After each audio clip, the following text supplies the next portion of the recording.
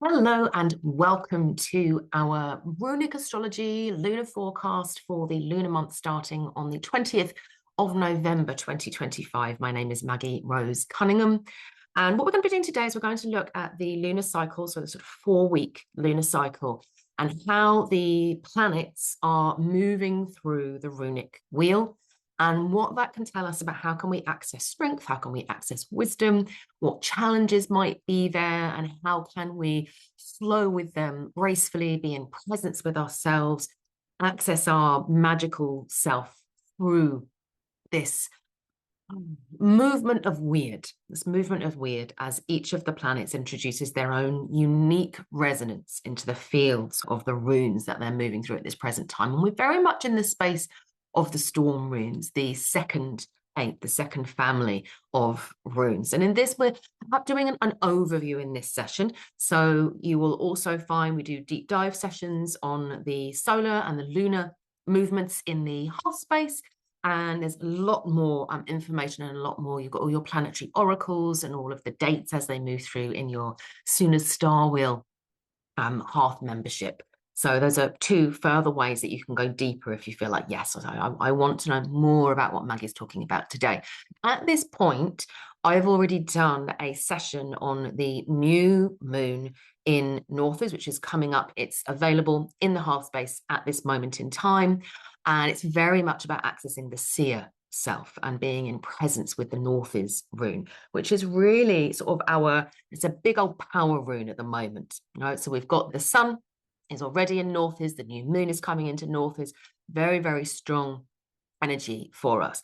Now, overall, this sense of need and necessity that the Nauthiz rune brings invites us into, alongside the other runes that we're going to look at, into a space of what I would call accessing quiet strength through the course of this cycle. So that's what we're looking for. That's the sort of wisdom pathway that is available to us through working with the runes in particular, sort of chanting with them, bringing them into our lives, and accessing their wisdom in all sorts of different ways that we can do that. And again, I sort of shared an exercise on working with the Nauthiz rune in our Nauthiz session we did. We've got 3 further sessions working with the 2 solar runes that are going to be going through and looking at our full moon in Ullr as well. So let's look at the first week. So I've said, obviously, we're going to start off with the new moon on the 20th of November.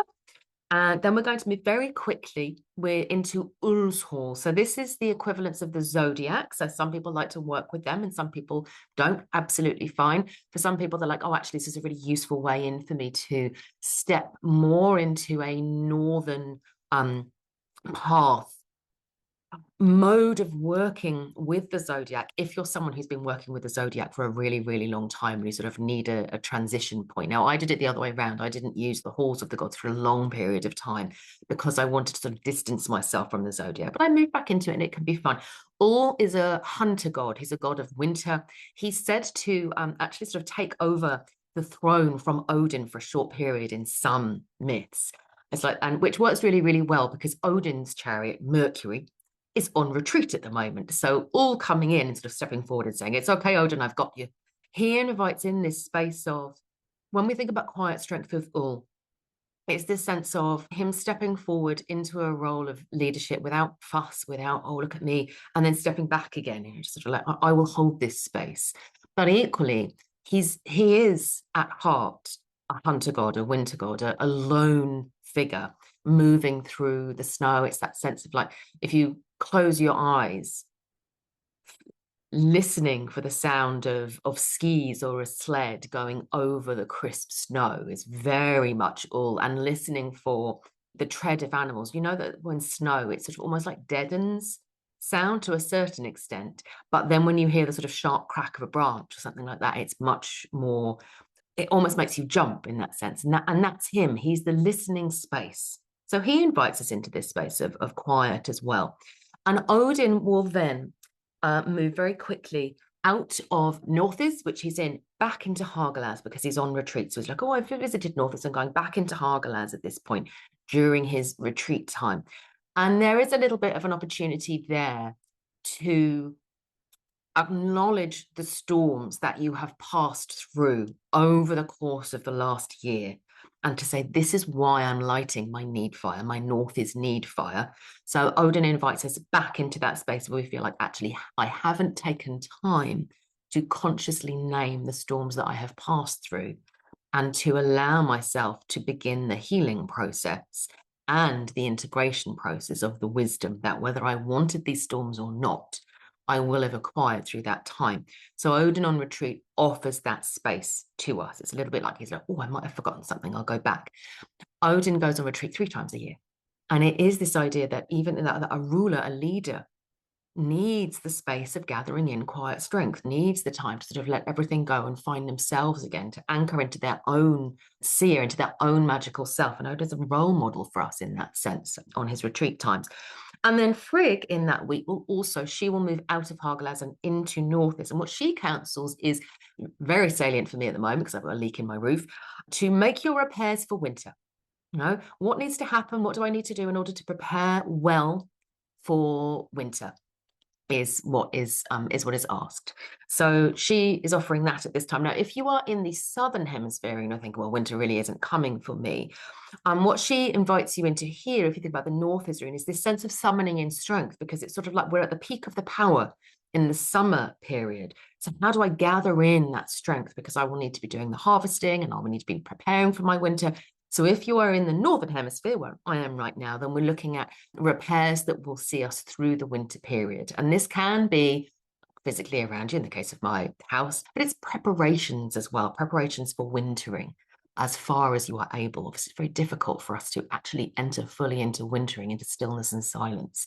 But as far as we're able, we want to do that. So it might be about making space for that, or it might be about getting your roof fixed. All of those things are possible. So those are our first week activities that we want to be looking at. Then we're going to move into the second week, and we've got 2 movements there. So Sunna's chariot, let's make sure I've got all of my runes to hand for you. Sunna's chariot is going to move into Isa. So she's inviting us now into the space of stillness. So we've been through this sort of Hagalaz, Nauthiz cycle. It opened quite a lot earlier, a good few weeks ago it opened, and now we're starting to enter into the still heart of the winter period, into that space of making space for silence and rest, which can be really, really difficult for us if the external world is not giving us that space. So part of that is being prepared for going, oh, okay, there might be a clash. Quite a lot of my clients who come to me at this period of time, we work on how can we make space for wintering? How can we honor our inner cycles and our biological rhythms when our social rhythms aren't working with us on that? And what shifts can we make to allow that to happen? So you can expect that sense of the stillness coming. Again, Southern Hemisphere people, it might be that time when you're in the really height of summer and it's really sort of like, oh, I just want to sort of lie down. It's like balminess, and the frantic action of all of the fertility stuff is ending and you're having to wait for fruition in many ways.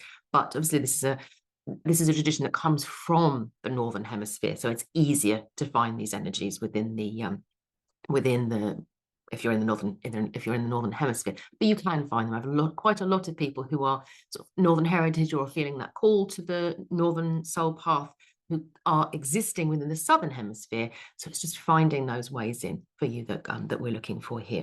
So strength through rest and strength through silence. And then Odin will move back. He will have finished his retreat period. Yay! And he'll be moving back into Nauthiz. Oh, sorry, there we go. So that's that next opportunity or next level opportunity to get back into Nauthiz and to focus on your true needs at this point. Let's think about this as being, the Christmas rush is really there, isn't it? It's potent, it's overwhelming, it's all of the things. And to say, do I really need this?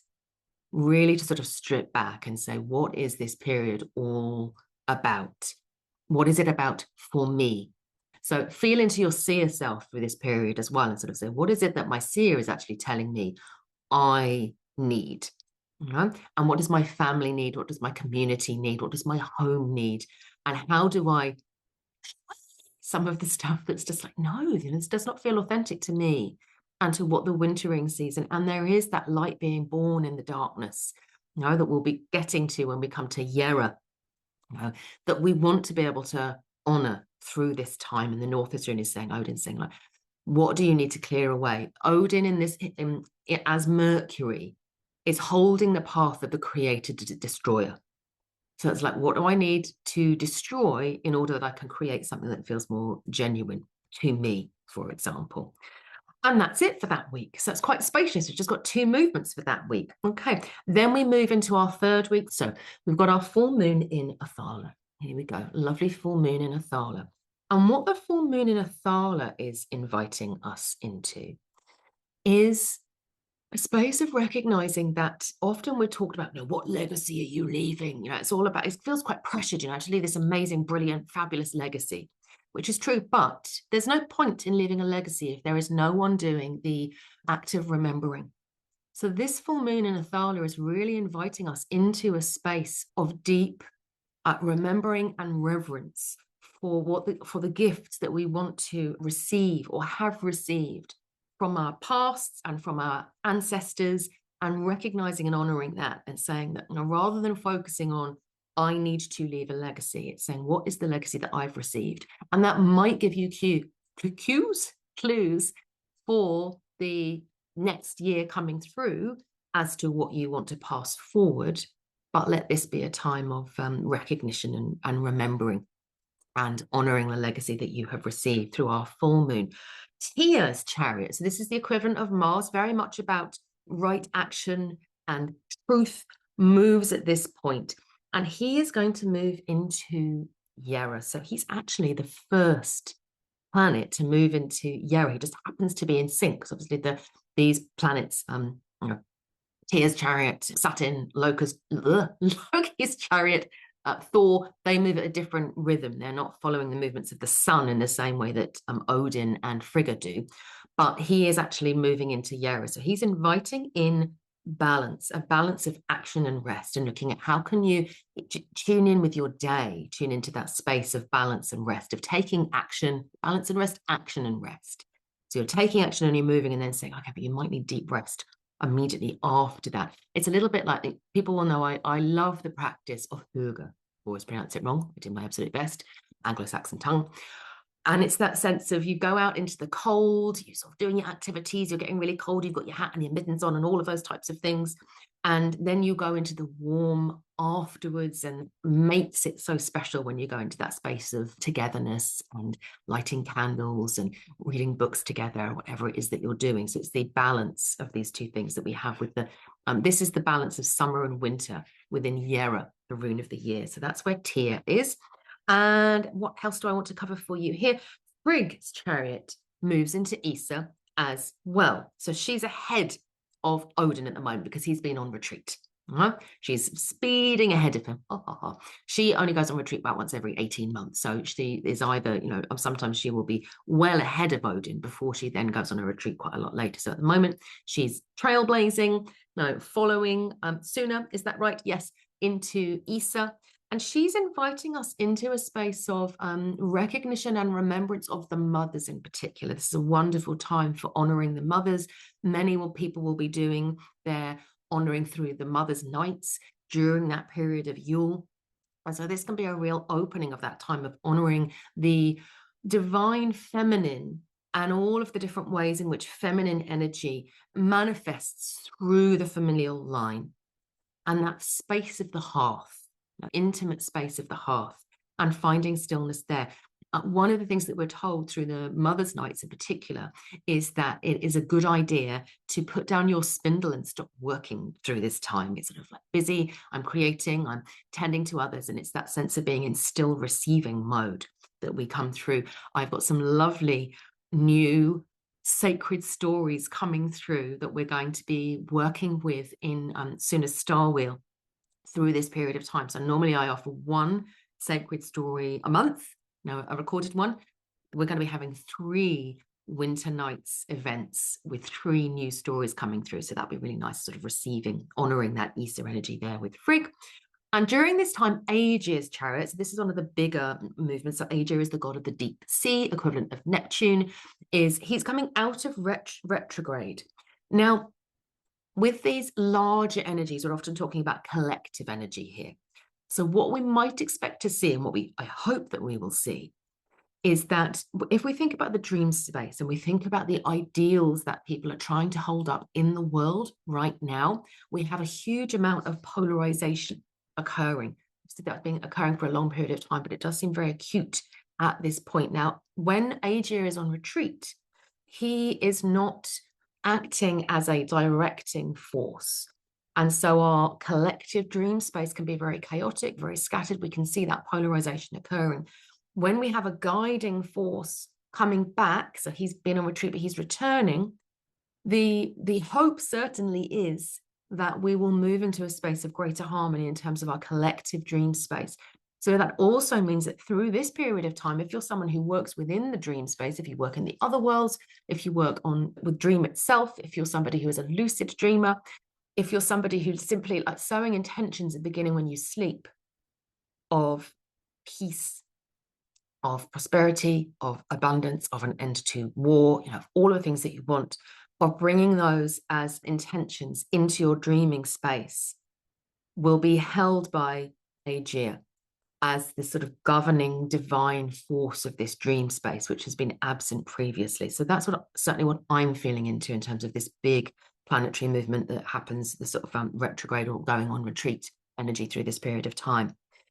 Okay, and then we have our final week. So in our final week, the sun will move into Yarra, which signifies that we're almost at Yule at this time, the winter solstice, which happens right in the center of the 2-week period where the sun is in Yarra.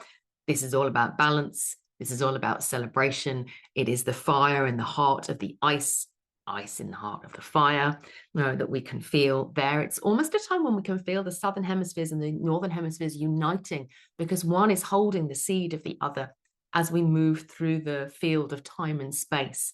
The Yarra, I love it because it represents not just the sort of the winter and summer, the cycle of winter and summer, but it recognizes that they're always present within each other. And in our world, when one place is experiencing winter, another is experiencing summer, which I really, really love. Odin's chariot also moves into Isar, so he is also inviting in that place of stillness, deep winter nights. And he's inviting us into a space of recognizing that there will be times when we want to be together with family, together with friends, community, and celebration, and there will be times when we want to be alone. Now, often that sense of alone time can be absolutely shattered during this period of time. So if you're looking at creating intentions through the course of this month, so we won't quite get into Yule, the new moon will come just before, and the coming that's very, very close this year, which is very exciting. You can set those intentions to say, where is my alone space and how can I guard it? Now, how can I protect it? How can I create it for myself so that when this time comes, I'm ready? So Odin moves into Isar. Frigg moves into Yarra. Like I said, she's a little bit ahead. So she's now following the sun into Yarra again, inviting that balance. And it's a time of offerings here. So it's not just the stillness of celebrating the mothers. Offerings can be offered at this time as well. I've got my sort of hearth altar over here, so I'm doing some offerings there. At the moment, they're largely to hearth spirits. Very, very powerful time to be working with hearth spirits, but we'll move into the season of the mothers. So offerings to the mothers then at that point. And the final planetary movement is that we're going to have is that Thor's chariot is on retreat at the moment, and he is going to move out of Dargaz, the rune of the gateways, new beginnings, back into, is that right? Fayu. Is it moving back into Fayu? No, from Uruz back into Fayu. Ignore me. Sometimes I get my backwards and forwards the wrong way around. So what he's doing is he's offering sort of another bite of the cherry into Fayu that we had earlier in the year. And what he's saying, his oracle, which you can find in your Sunna Star Wheel membership, is very much about doing things in your own way, about honoring your own way of doing things and saying there is a very specific and unique way in which you, as a living being with life force energy flowing through you, move in the world. And this for me is very much the lessons of the Seer, which we've been working on through this whole period of time. We've got the Seer retreat coming up. We've been doing lots of work on the Seer. It's that sort of final piece really of saying our healer selves, and to a certain extent, a lot of the other parts of the magical self, in fact, will do things in the way they're taught to the sage, that we're going to be moving into the cycle of the sage come sort of January, February time when we're doing our sage retreat. And our magician No, we do what we're told. You know, we go with the way in which other people do things and we learn. And that's nothing wrong with that, absolutely. But the seer reminds us that each of us has our own unique and individual way of doing things. And it's that sense of which, when I'm operating from my own mode, my own zone of magic, as I call it within the Reclaim retreats, when I'm offering from my zone of magic, I will be attracting more luck and life force energy to me than if I'm trying to replicate the way in which somebody else does things. So there's an opportunity there to sort of really feel into your own zone of magic there. So we've got a lovely, really powerful, potent medley of planetary energies to work with. Don't forget, as I said, that you can already access the Nauthiz new moon session in the hearth space. We will be doing sessions with the energies of the sun, 2 energies of the sun, and with the full moon in Ullr as well. Lots of exciting things happening in Sunna's Star Wheel. We've got winter nights coming up. So if you aren't already a member of Sunna's Star Wheel, I would absolutely recommend that you join that. And yeah, we're still flowing through our retreat cycles. We're just about to enter the Reclaim retreat cycle this week. Yay! At the very sort of end as the new moon comes. And we won't be doing another retreat now until February when the Sage comes up. So if you're interested in exploring your Sage energy, absolutely get in touch with that. MagginRose.com. Lots of love to you. Let me know what has sparked your seer to say, yes, I need this. Let me know in the comments any questions that you have about anything that I've talked about in terms of energy or presence or the planets or the mothers or the hearth spirits. Let me know. Send your questions and we'll see how many we can get answered for you.